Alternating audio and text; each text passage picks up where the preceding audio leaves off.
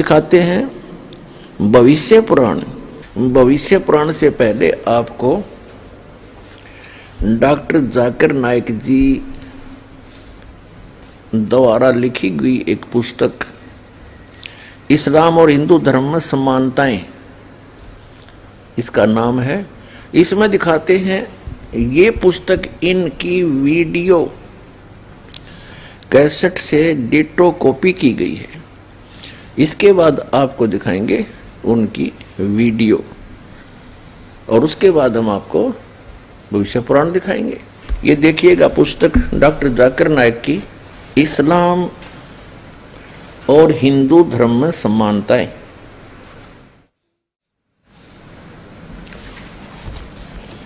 इस्लाम और हिंदू धर्म में समानताएं, डॉक्टर जाकिर नाइक, अनुवादक हैं A.M.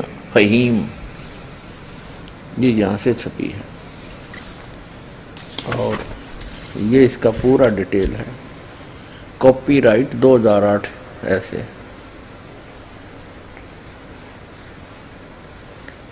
ये यहाँ से छपी है, 2012 का संस्करण है, लेटेस्ट। प्रकाशक है A.M. फहीम अल हसनात बुक्स प्राइवेट लिमिटेड। ये इतने।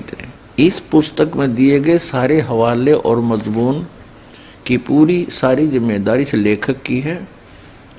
अगर किसी को कोई बात समझना हो या कोई एतराज़ हो तो इस विषय में किताब के लेखक डॉक्टर जाकिर नाइक साहब से इन नंबरों पर संपर्क कर सकते हैं और इनके फैक्स नंबर भी हैं। Printed by HS offset printers, Chandni Mahal, Nai Delhi. इतने। यहाँ देखिएगा बिस्मिल्लाह रहमान रहीम। डॉक्टर जाकिर नाइक पेशे के एक डॉक्टर हैं।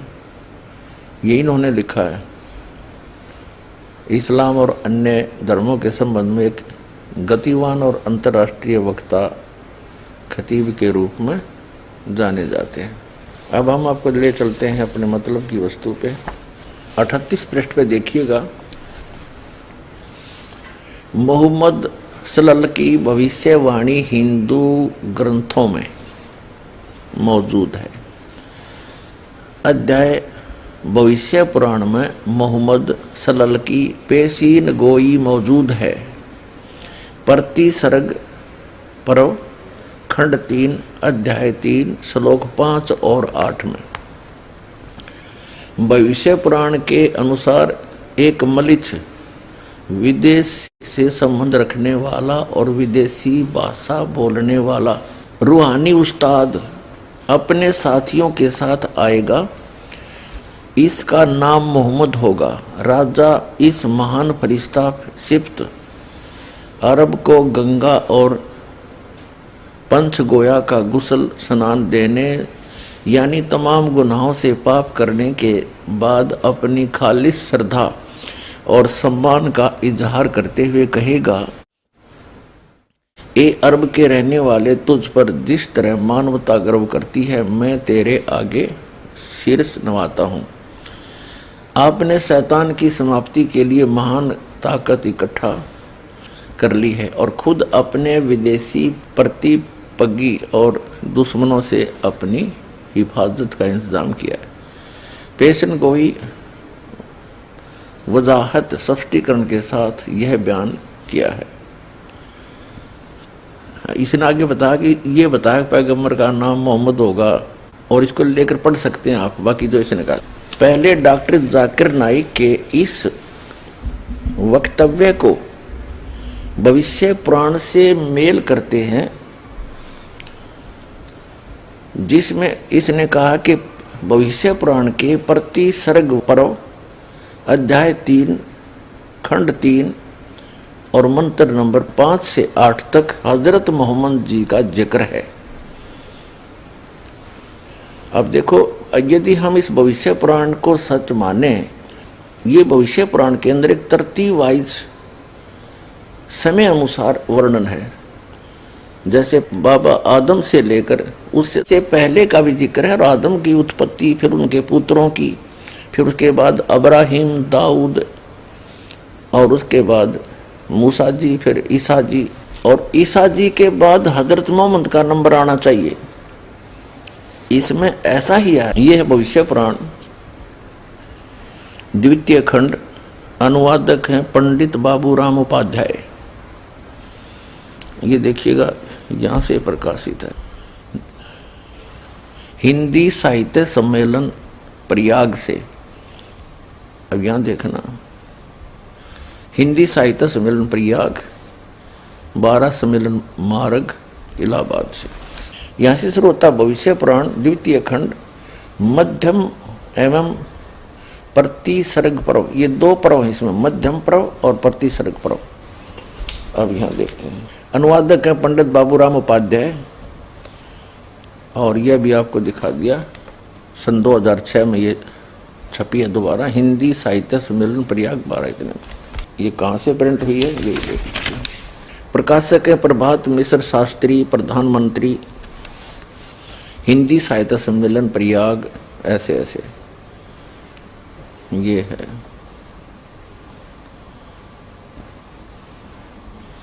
मुद्रक हैं मनोज अपसेट, फोटो कंपोजिंग है 255 चक 0 रोड इलाहाबाद। ये सारा कुछ ठीक। इसके पृष्ठ नंबर 258 पे और 59 पे इसका कंसेप्ट क्लियर होगा। प्रतिसर्ग पर्व है, और यहाँ नीचे से ये तृतीयोध्याय, यहाँ तो इसकी संस्कृत है,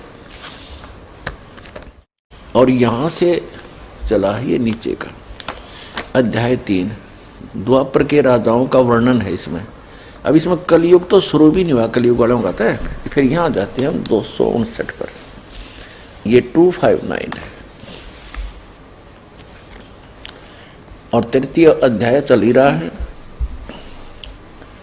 तो यहाँ इसने मलेच्छ वंश इसे लिया है इसने, श्लोक नंबर 5 से 8। अभी आपने देखा था इसकी पुस्तक में, ये स्पष्ट है 5 से 8। ये देखो, इसकी यह पुस्तक जो भी दिखाई थी आपको, इसके अध्याय 38 पे इन्होंने कहा है हजरत मोहम्मद सल्लल्लाहु अलैहि वसल्लम की भविष्यवाणी हिंदू ग्रंथों में मौजूद है, और रेफरेंस हवाला क्या दिया है कि भविष्य पुराण में मोहम्मद सल्लल्लाहु अलैहि वसल्लम की पेशगुनाई मौजूद है। भविष्य पुराण की प्रतिसर्ग पर्व खंड 3 अध्याय 3 श्लोक 5-8। ठीक, ये है अध्याय 3 प्रतिसर्ग पर्व, और तृतीय अध्याय, और ये 5 से 8 में। अब यहां मलेच्छ शब्द है, मलेच्छ वंश से। इन्होंने इस मलेच्छ से ले लिया कि एक मलेच्छ का अर्थ इसने कर दिया कि दूसरे देश के आदमी को मलेच्छ कहते हैं भारत वाले। अब पहले तो मलेच्छ बता दूं किसने कहते हैं भारत वाले। मलेच्छ कहते हैं दुष्ट, नीच, अनार्य व्यक्ति को, शब्द कोश से दिखाते हैं। ये देखिएगा, बृहत हिंदी शब्दकोश खंड 1 कोशकार एवं प्रधान संपादक हैं डॉक्टर श्याम बहादुर वर्मा, संपादक डॉक्टर धर्मेंद्र वर्मा। ठीक, अब इसके हम दिखाते हैं आपको अनार्य का क्या अर्थ है। मलेच्छ वह व्यक्ति जो श्रेष्ठ प्रकार का न हो, मलेच्छ। मलेच्छ माने अनार्य, नीच, जो श्रेष्ठ व्यक्ति के योग्य न हो, जैसे अनार्य आचार, नीच। ठीक, मलेच्छ माने नीच, अनार्य। पुण्यात्माओं, इस डॉक्टर जाकिर नाइक ने अपने घर का कुछ नहीं ले रखा, एक पुस्तक हाथ लागी इसके, और किसी सिर फेरे ने वो पहले प्रकाशित कर रखी है, ऐसे ही ऊट पटांग रेफरेंस दे करके उनको ज्यों का त्यों रट रखा इसने, ना कोई सदग्रंथ देखा। अब देखिएगा, एक पुस्तक है अंतिम संदेष्टा, ये किसी मुसलमान की लिखी हुई। अंतिम संदेष्टा, कब, कहाँ और कौन। ये सारा कुछ इन्हीं का रखा हुआ। ये सर्वाधिकार सुरक्षित है। ये सारा कुछ देख ले। लेखक है मुफ्ती मोहम्मद सरवर फारूकी नदवी, आचार्य हिंदू विश्वविद्यालय बनारस। कंपोजिंग है मोहम्मद अमीनुल हक नदवी। और ये देखिएगा प्रकाशक ये है AM Faheem Al Hasnat book private limited. ये वही दरियागंज नई दिल्ली से। ठीक। मुद्रक ये है HS ऑफसेट प्रेस दरियागंज नई दिल्ली। इसने जो भी रेफरेंस लिए हैं इससे ले रखे। हम इसको और साथ ही लपेटेंगे। ये देखिएगा, ये 56 पृष्ठ पे। यहां से हम आते हैं। भविष्य पुराण के अनुसार कल की अवतार के आने से पूर्व की दशा। भविष्य पुराण में तो स्पष्ट रूप से कहा गया है कि उसका नाम मोहम्मद और अहमद होगा, मरुस्थल में उत्पन्न होंगे। अब ये रेफरेंस उसने ज्यों के त्यों ले रखे हैं। ये देखिएगा, वेदों में भी इसने लिखा है पृष्ठ नंबर 58 पे। इस पुस्तक के अंदर अंकित है कि वेदों में शब्द अहमद और मोहम्मद मौजूद है। ये देखो, वेद अहमेत पुरुष महामंत्र आदित्य वर्णम तम से प्रस्ताव अनाय। यजुर्वेद अध्याय 31 के मंत्र 18 का रेफरेंस दिया है कि उसमें वेद अहमद महानतम पुरुष हैं। वो तो फिर दिखाऊंगा बाद में, इसकी भी हिंदी बाद में करूंगा। पहले प्रसंग तो चल रहा है। इसने डॉक्टर जाकिर नाइक ने ये अनुवाद गोट रखे इससे। ये देखो 31 के 18 में इसने क्या किया है कि ऋग्वेद में, यहाँ देखो, इस प्रकार अहमद का इतना महत्व है कि ऋग्वेद मंत्र 8 सूक्त 6 और 10, अथर्ववेद कांड 20 सूक्त 115 मंत्र 1 में, सामवेद 152वां 1500 मंत्र में अहम ईद शब्द का प्रयोग है।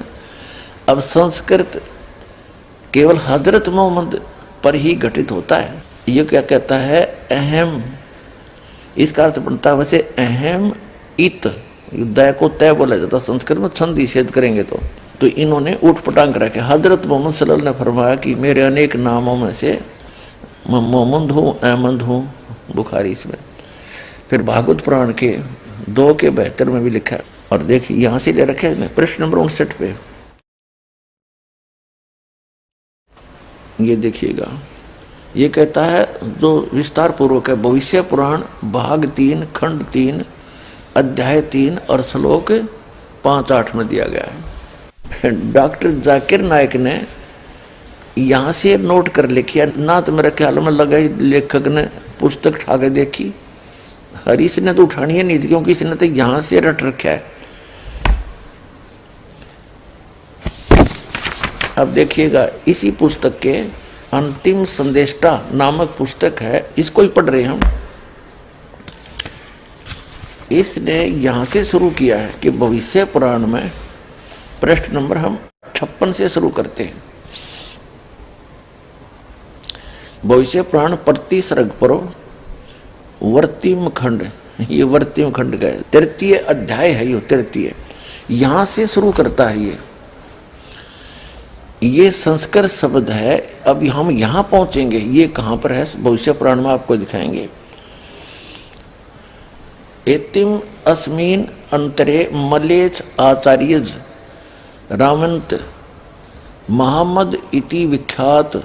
ये मोहम्मद सही नाम है, मोहम्मद, और शिष्य शाखा संवंत नरपच महादेवम। अब इसकी हिंदी, इस पर पहुंचते हैं हम। ये कहाँ ले रखे आपको फिर पता लगेगा। अब ये क्या बताते हैं, इसने कहाँ से संस्कृत का हवाला दिया है। अंतिम संदेष्टा नामक ये जो पुस्तक है, इसके ऊपर सारा दारोमदार देखना। ये अंतिम संदेष्टा नामक जो पुस्तक आपको दिखा रहे हैं, इसके प्रश्न नंबर हम देखते हैं 56 पे। 56 पे इसने क्या कहा, भविष्य पुराण प्रति सर्ग पूर्व युवर्ती खंड को 3, इसका जो भी है हम यहां से पकड़ेंगे इसको। ये संस्कृत श्लोक है, ये देखिएगा, ठीक है। अब ये कहाँ है भविष्य पुराण में, ये देखिएगा। ये हमने भविष्य पुराण उठा लिया, ये भविष्य पुराण उठा लिया और इसके अब 3य अध्याय हम पढ़ रहे हैं, 3य अध्याय। अब जो हमने श्लोक देखे थे संस्कृत के वो यहां से शुरू होते हैं, अध्याय नंबर 5 से और 8 तक, इसके 5 से 8 तक। अब देखो ये है, इसमें क्या लिखा है, यहां से लेना लिया है, यहां से शुरू होता है। मलेश आचार्य, यहां से इन्होंने ये अंतिम संदेष्टा के अभी आपको दिखाया था, इसके पृष्ठ नंबर 56 पे यहां से लिया है इन्होंने, यहां से ये शुरुआत की। इसमें ये भविष्य पुराण में अब हम यहां आगे भविष्य पुराण के प्रश्न नंबर 385 पे और अध्याय 3 ये भविष्य पुराण प्रति सर्ग पुराण। अब यहां से शुरू किया इसने, और इसने क्या अनुवाद किया है इसके विषय में, ये अंतिम संदेष्टा ने क्या, इसने कैसा अनुवाद किया है 56 पृष्ठ पे इसका ये किया है। उसी बीच अपने शिष्यों के साथ मोहम्मद नामी पवित्र मलेच यानी गैर मुल्की या गैर आर्य अनार्य मलेच का अर्थ कर दिया इन्होंने, गैर मुल्की, अनार्य माने नीच, आपको दिखाई दिया, फिर दिखाऊं एक बार। गैर आर्य का अर्थ होता है अनार्य, अनार्य का अर्थ होता है नीच, जो अच्छा आदमी ना हो। ये देखिएगा शब्द को फिर दिखा देता हूं एक बार, ये देखिएगा अनार्य, ये अनार्य या अनार्य माने, ये अच्छी तरह देख लो पूरा, अनार्य माने वह व्यक्ति जो श्रेष्ठ प्रकार का न हो। मलेच, अनार्य माने मलेच, गैर आर्य को अनार्य को मलेच, जो श्रेष्ठ व्यक्ति के योग्य ना हो, नीच, अनार्य आचार, ठीक है। अनार्य माने मलेच कहो, नीच कहो। अब ये फिर हमने शब्द कोश रख दिया अंतिम संदेष्टा, और इसके लेखक हैं मुफ्ती मोहम्मद सरवर फारूकी नदवी, आचार्य हिंदू विश्वविद्यालय बनारस, कंपोजिटर ये सारे इसके, ये देख लीजिए यहाँ से।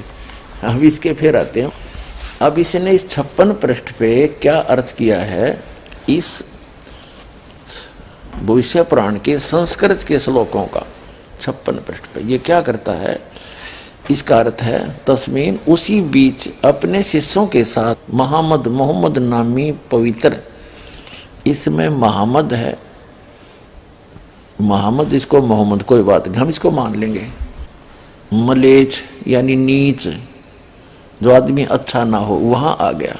राजा भोज मरुस्थल रेगिस्तान निवासी महादेव के दरबार में तमाम गुनाहों के धोने से पवित्र होकर गंगा स्नान करके अपने आप को सुपुर्द करके यूं अनुरोध करेगा, ए रेगिस्तान के निवासी, शैतान को पराजित करने वाले, चमत्कारों के मालिक, बुराइयों से पाक। 57 पृष्ठ पे पाक व साफ सत्यवादी, सचेत साक्षात ईश प्रेम में डूबे हुए, तुम्हें प्रणाम या सलाम हो, तुम मुझे अपनी शरण में आया हुआ दास समझो, ठीक है। फिर आगे इन्होंने ये लिया, अब राजा भोज के पास रखी हुई पत्थर की मूर्ति के लिए मोहम्मद कहेंगे कि वह मेरा जूठा खा सकती है जिसे तुम पूजते हो। यह कहकर राजा भोज को ऐसा ही चमत्कार दिखलाएगा। यह सुनकर और देखकर राजा भोज को बड़ा आश्चर्य होगा और उस मलेच्छ धर्म में, नीच धर्म में उसकी आस्था हो जाएगी। अनुवादित है इसके, ये अनुवाद कहते इसने किया है इनका। फिर ये यहाँ से शुरू होता है, ये 23 से लेकर 27 तक ये आपको दिखाएंगे। पहले इनका पढ़ लेते। ये क्या बताया है इन्होंने? रात्रि में कोई देवदूत पैशाच देह धारण करके राजा भोज से बोला कि हे राजन, यद्यपि तुम्हारा आर्य धर्म सभी धर्मों से उत्तम है, फिर भी उसी धर्म को पैशाच धर्म नाम से ईश्वर की आज्ञा से स्थापित करूंगा। खतना किया हुआ, चोटी से हीन, दाढ़ी रखने वाला, ऊंची बात कहने वाला अर्थात अजान कहने वाला मेरा खास आदमी होगा। शुद्ध पशुओं का आहार करने वाला और कुशों के जैसे संस्कार होता है वैसा उसका मुसल से संस्कार होगा। उसी से मुसलमान जाति दूसरे धर्मों पर दोष लगाएंगे। ऐसा मेरे द्वारा किया गया पैशाच धर्म होगा। यह कहकर देवता चला गया और राजा भोज घर लौट गया। इस पुस्तक के अनुवादकर्ता ने यानी लेखक ने कैसा कहा है कि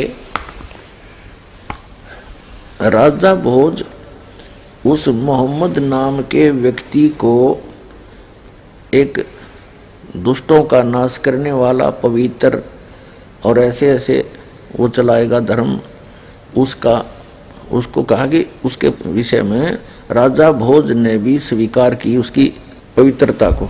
अब डॉक्टर जाकिर नाइक जी क्या कहते हैं इसमें आगे? इस्लाम और हिंदू धर्म, इस्लाम और हिंदू धर्म में समानताएं।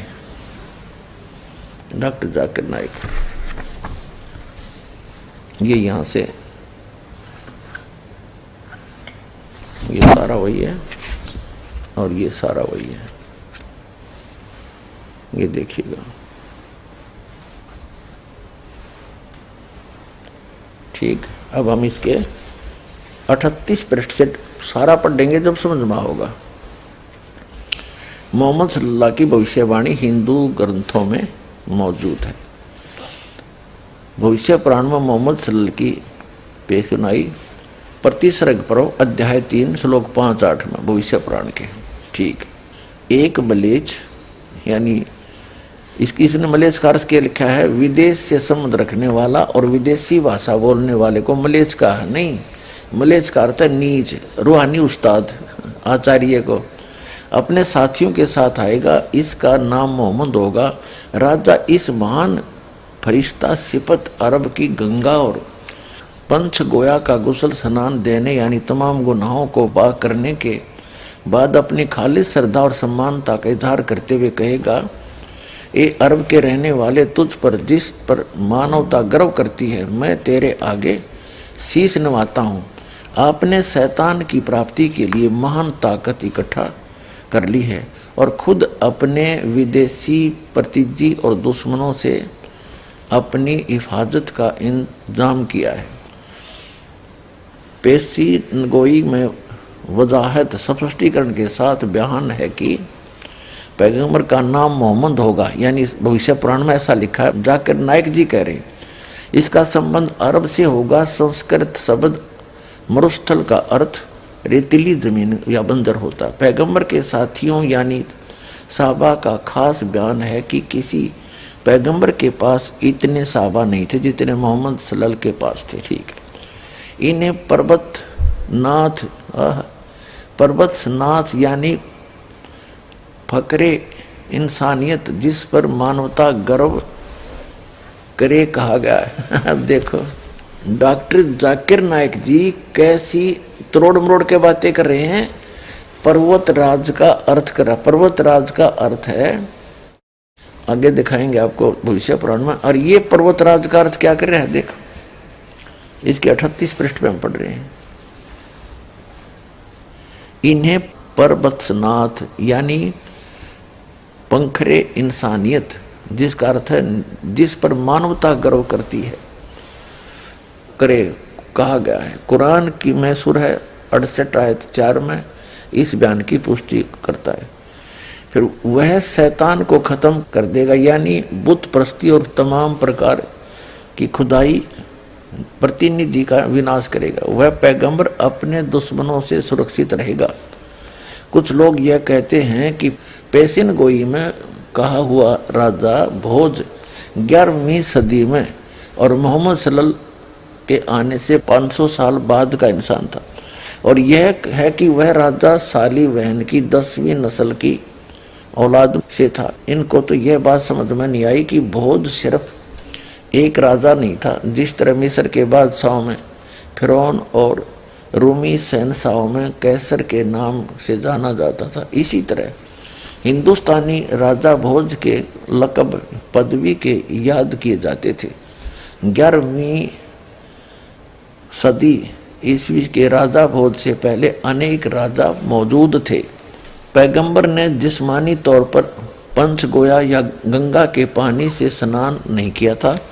गंगा का पानी पवित्र समझा जाता है। इसी के पानी से स्नान करना तमाम गुनाहों से खुदा को पाक व साफ करने का लक्षण है।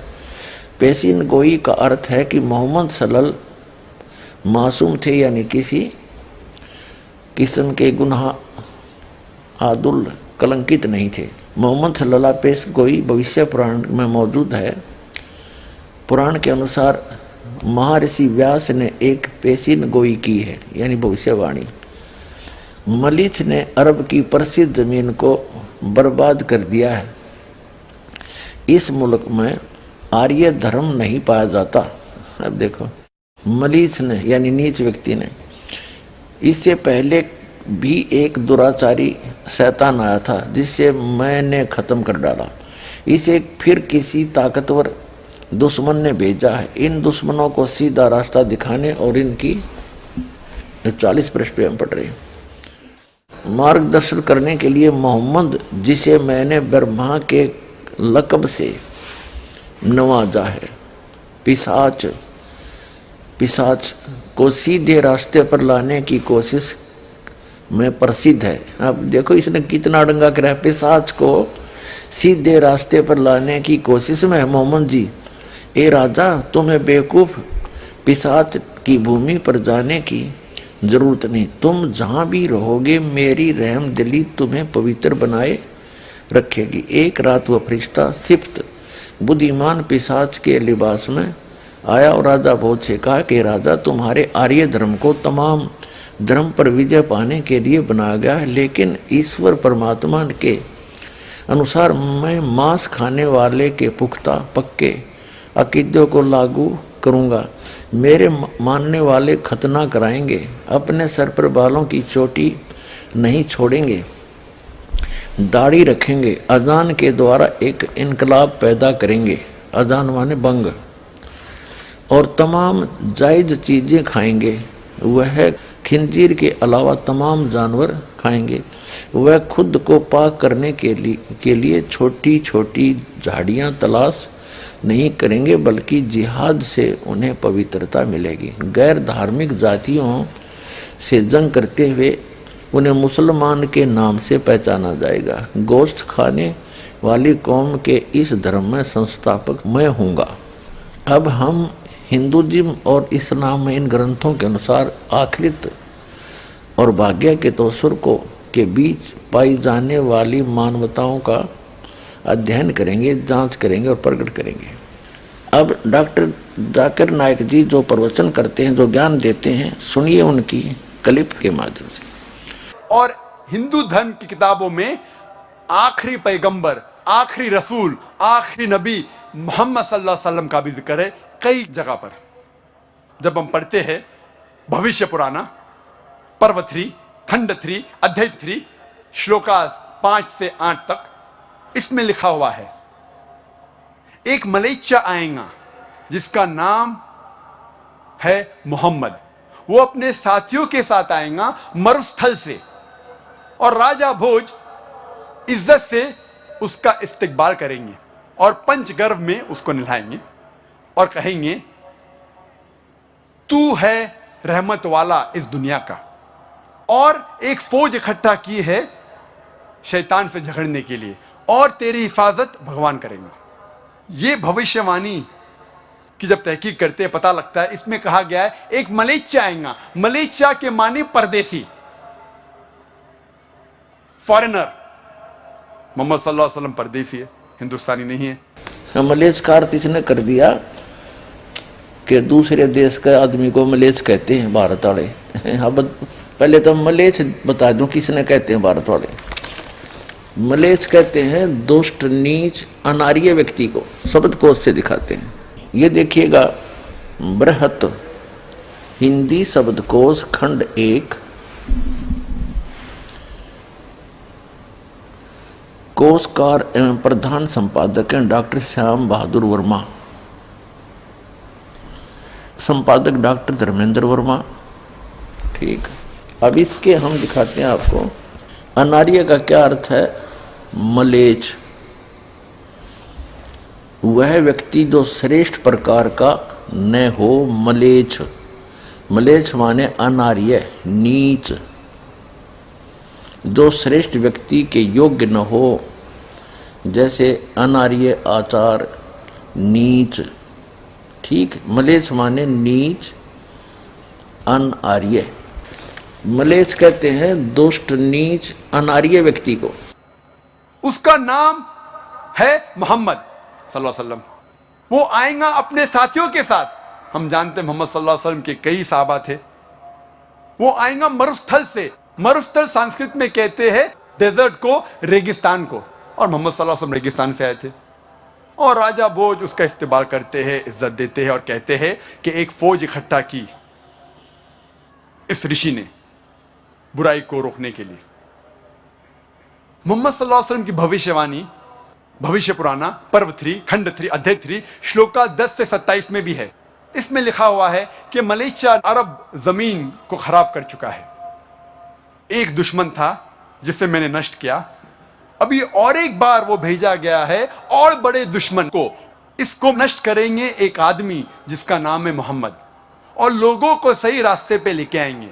ए राजा, तुझे मलेच्छ के जमीन में जाने की जरूरत नहीं, तुझे मैं प्योरीफाई करूंगा, पाक करूंगा इस जगह पे।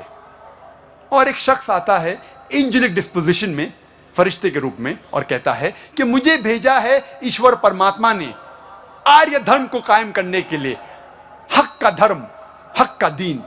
मेरा मानने वाला गोश्त खाने वाला रहेगा, मेरा मानने वाला का खतना किया जाएगा। वो चोटी नहीं सिर पे रखेगा, वो दाढ़ी बढ़ाएगा, दाढ़ी बढ़ाएगा और लोगों को नमाज की तरफ बुलाएगा। वो गोश्त खाएगा, लेकिन सूअर का गोश्त, खिंजीर नहीं खाएगा। वो इनकलाब बर्पा करेगा। वो घास फूस से पाक नहीं होगा, लेकिन हक के लिए मैदान जंग में लड़ेगा और पाक होगा। उसका नाम होगा मुसलमान। यह भविष्यवाणी इशारा कर रही है आखिरी पैगंबर मोहम्मद सल्लल्लाहु अलैहि वसल्लम की तरफ। कहा गया है कि वो आदमी आएगा, लोगों को हिदायत देगा और दुश्मन का नष्ट करेगा। उसका नाम होगा मोहम्मद सल्लल्लाहु अलैहि वसल्लम। उसका मानने वाला होगा जिसकी खतना हो चुकी है। वो चोटी नहीं उगाएगा अपने सिर पर, दाढ़ी बढ़ाएगा, इनकलाब बर्पा करेगा, लोग को नमाज सलाह की तरफ बुलाएगा, जिसे कहते हैं आदान। वो इनकलाब बर्पा करेगा, गोश्त खाएगा, लेकिन खिंजीर, सूअर का गोश्त नहीं खाएगा। वो पाक नहीं होगा घास और फूस से, लेकिन हक के लिए मैदान जंग में लड़कर पाक होगा। उसका नाम होगा मुसलमान। ये सारी बातें लिखी हुई है भविष्य पुराना में। कई भविष्यवाणी हैं, वक्त नहीं कि सारी की तफसीर करूं मैं। मोहम्मद सल्लल्लाहु अलैहि वसल्लम का जिक्र है भविष्य पुराना में पर्व 3 खंड 1 अध्याय 3 श्लोकाज 21 से 23 में भी। अभी आपने सुना डॉक्टर जाकिर नाइक जी के वचन। अब सुनना यथार्थता क्या है। डॉक्टर जाकिर नाइक जी केवल झूठ बोल रहे हैं, गलत एग्जाम्पल कोड कर करके दुनिया को, भोली जनता को एक बार लतीफेदार बातें सुना करके अपने पीछे लगा रहे हैं। अध्यात्म मार्ग इनके पास शून्य है। पुण्यात्माओं, डॉक्टर जाकिर नायक जी का ये उदाहरण भी कति व्यर्थ है, यूजलेस है, निराधार है। इसने कसम खा रखी है कि जो कहूंगा झूठ कहूंगा और झूठ के अतिरिक्त कुछ नहीं कहूंगा। अब इन्होंने क्या कहना चाहा है, अब देखो कमाल कर दिया। इन लोगों ने ये भी नहीं सोचा तुम रेफरेंस क्या लेने जा रहे हो, हजरत मोहम्मद की बेइज्जती कराना चाहते हो या इसकी कोई इज्जत रखना चाहते हो। इन्होंने जिन जिन मंत्रों का हवाला दिया है अब भविष्य पुराण से उसको स्पष्ट करते हैं। देखिएगा, ये है भविष्य पुराण, ये हम पढ़ रहे हैं द्वितीय खंड में 2 पर्व हैं यहाँ से, और ये भविष्य पुराण हमने उठाई, इससे क्लियर हो जाएगा, इससे बिल्कुल स्पष्ट हो जाएगा जो दास आज करना चाहता है।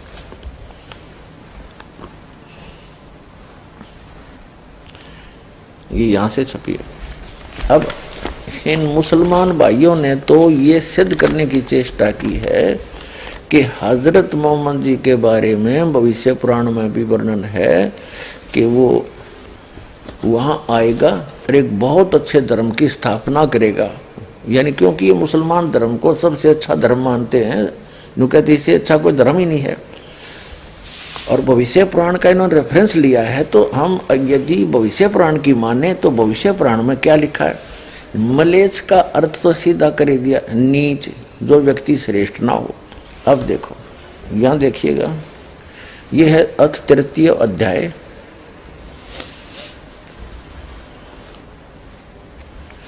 ये कलयुग का प्रकरण चल पड़ा। अब कलयुग के अंदर 3रा अध्याय है ये देख, 3रे अध्याय का इन्होंने वैसे यहाँ से शुरू किया है, ये 5 से यहाँ से लेते हैं। अब यहाँ से शुरू किया था, यहाँ पढ़ेंगे हम, यहाँ तक कि 10वें राजा भोज के समय मर्यादा इस भूतल पर नाम मात्र रह गई थी। उस बलि राजा ने मर्यादा को नष्ट भ्रष्ट देखकर दिग्विजय के लिए प्रस्थान किया, जिसमें 10 सैंसर सेना के साथ कालिदास भी थे, 10,000 सेना थी। अन्य ब्राह्मणों को भी साथ रखकर वह राजा सर्वप्रथम सिंधु नदी के पार पहुंचकर गांधार प्रदेश के मलेच्छों यानी नीचों और कश्मीर के नारव दुष्टों पर विजय प्राप्ति पूर्वक उनके कोष खजानों को दंड रूप में अपनाते हुए आगे बढ़ा। उसी समय मोहम्मद नामक मलेच्छों यानी नीचों का आचार्य गुरु अपने शिष्यों समेत प्रचार कर रहा था।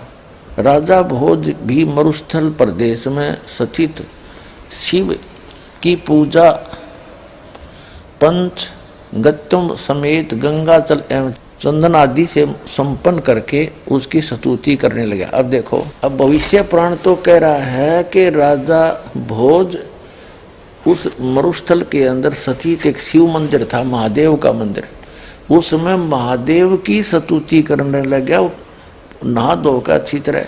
डॉक्टर जाकिर नाइक ने इसी संबंध में इसी भविष्य पुराण का रेफरेंस देकर कहा है कि राजा भोज मोहम्मद की पूजा कर रहा था नहा धो के।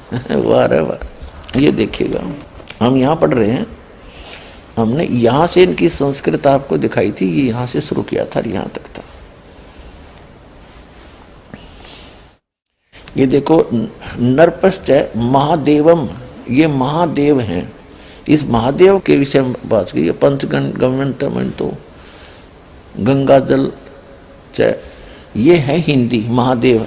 ये वो कर रहा था मोहम्मद के बारे में, कहा बोला मोहम्मद की पूजा करी। यहाँ लिखा है उसी समय मोहम्मद नाम का एक मलेच्छों का आचार्य यानी गुरु, मुसलमानों का गुरु अपने शिष्यों समेत प्रचार कर रहा था। राजा भोज भी मरुस्थल प्रदेश में स्थित शिव की पूजा पंचगव्य समेत गंगा जल एवं चंदन आदि से सुसंपन्न करके उनकी स्तुति करने लगे। ये लोग मोहम्मद की स्तुति कर, ये तो शिव की उस मंदिर में राजा भोज भी मरुस्थल प्रदेश में स्थित शिव जी की पूजा करने लगा। अब देखो, राजा भोज बोले मरुभूमि के निवासी गिरिराजपति, ये तो महादेव जी के बारे में स्तुति करा, गिरिराजपति, उसने पर्वतराज लिख दिया। मरुभूमि के निवासी गिरिजापति को नमस्कार है, जिन्होंने अत्यंत माया के प्रवर्तक त्रिपुरासुर का नाश किया है, म्लेच्छों द्वारा रक्षित शुद्ध एवं सच्चिदानंद रूप हैं। मैं आपका सेवक हूँ, आपकी शरण में उपस्थित हूँ। वह मरुस्थल में उन अन्य म्लेच्छ यानी निकम्मे जो व्यक्ति थे, उनके द्वारा सुरक्षित था वो महादेव का मंदिर। उनको तो मार खदेड़ दिया, उनको तो राज पर कब्जा कर लिया राजा भोज ने। अब उस मंदिर में जाकर नहा धोकर स्वच्छ करके फिर वहाँ स्तुति कर रहा महादेव की। डॉक्टर जाकिर नाइक जी कह रहे हैं कि वह स्तुति कर रहा था मोहम्मद की नहा धोकर मरुस्थल में। उसको कहते हैं उस गंगा जैसा पवित्र था, नान की नहीं कही, वैसे कह रखा जैसा उसने अटपट मार रखी। आगे देखो क्या लिखा भविष्य पुराण की, अगर सच्ची माने तो यहाँ देखिएगा। ये तो हमने पढ़ दिया यहाँ तक। तो राजा भोज मरुभूमि के निवासी गिरजापति को नमस्कार है। ये तो उस महादेव जी को करे मंदिर में। मैं आपका सेवक हूँ, आपकी शरण में उपस्थित हूँ। और ये कह रहे हैं कि राजा भोज ने भी हजरत मोहम्मद जी की शरण ली। अरे भलाओ थारा, कम से कम साची तो बोल दो। इस डॉक्टर जाकिर नाइक जी ने तो कसम खा रखी है, जो कहूँगा झूठ कहूँगा, झूठ के अतिरिक्त कुछ नहीं कहूँगा। अब देखिएगा आगे भविष्य पुराण में चल रहे हैं हम। 386 हमने 385 पढ़ लिया। 385 पृष्ठ अभी आपको दिखाया है। और प्रति सर्ग परो अध्याय 3 और खंड 3 यो आपने यहाँ तक पढ़ लिया। मैं आपका सेवक हूँ, आपकी शरण में उपस्थित हूँ। क्योंकि ये तो महादेव के बारे में कहा है। राजा भोज भी मरुस्थल प्रदेश में स्थित शिव जी की पूजा इस तरह सारा कुछ करके संपन्न करके अपनी स्तुति करने लगा। क्या कहा राजा भोज बोले, मरुभूमि के निवासी गिरजापति को नमस्कार है। उस महादेव की मूर्ति का आगे कह रहा था, जिन्होंने अत्यंत माया के प्रवर्तक त्रिपुरासुर का नाश किया, म्लेच्छों द्वारा रक्षित एवं सच्चिदानंद रूप है। मैं आपका सेवक हूँ, आपकी शरण में उपस्थित हूँ। राजा भोज तो कह रहे भगवान शिव को, महादेव को, और ये कह रहे मोहम्मद को नमस्कार करके उसकी शरण में आ गया। ये देखो अब 386 पर आ गए हम, वही प्रति सर्ग पढ़ो। अब हम 386 पृष्ठ पर आ गए हैं भविष्य पुराण में, प्रति सर्ग पढ़ो। और यहाँ देखो ये सारा कुछ पढ़ लेते, 30 ऋतुआ यहाँ पढ़ लेते हैं। सूत जी बोले, इस स्तुति को सुनकर शिव जी ने राजा से कहा, भोजराज आप महाकलेश्वर स्थान के वाहिक नामक भूमि प्रदेश में जाइए। वह भूमि म्लेच्छों द्वारा दूषित हो रही है। उस भीषण वाहिक प्रांत में आर्य धर्म नहीं है।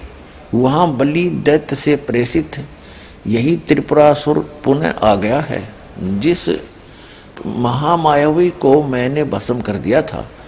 वह अयोनि से उत्पन्न श्रेष्ठ एवं दैत्य वंश का वर्धक है।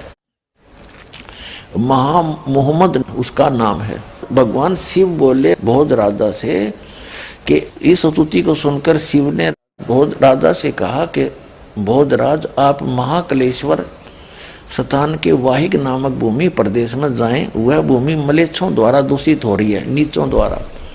उस भीषण वाहिक प्रांत में आर्य धर्म नहीं है। वहाँ बलि दैत्य को प्रेषित यही त्रिपुरासुर पुनः आ गया है, जिस मायावी को मैंने भस्म कर दिया था। वह अयोनि से उत्पन्न श्रेष्ठ एवं दैत्य वंश का वर्धक है। राक्षस दैत्य माने राक्षस वंश का वर्धक है, और उसका मोहम्मद उसका नाम है, जो सदैव पिशाच कर्म ही करता रहता है। अतः योनि से उत्पन्न श्रेष्ठ एवं दैत्य वंश का वर्धक है। ये उन पिशाचों में, इन म्लेच्छों में श्रेष्ठ है, और दैत्य वंश का राक्षस वंश का वर्धक है। और मोहम्मद उसका नाम है, महामद, जो सदैव पिशाच कर्म ही करता रहता है। अतः राजन तुम इस धूर्त एवं पिशाच के प्रदेश में मत ठहरो, मेरी कृपा से तुम्हारी शुद्धि हो जाएगी। इसे सुनकर राजा अपने देश के लिए चल दिए। अपने शिष्यों समेत मोहम्मद भी सिंधु नदी के तट पर आया।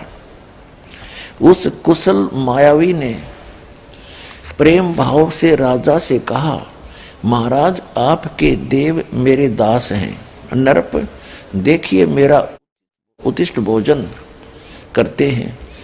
इसे देख सुनकर राजा को महान आश्चर्य हुआ और वह भी उस भीषण मलेच्छ धर्म का अनुयायी होने की सोचने लगा।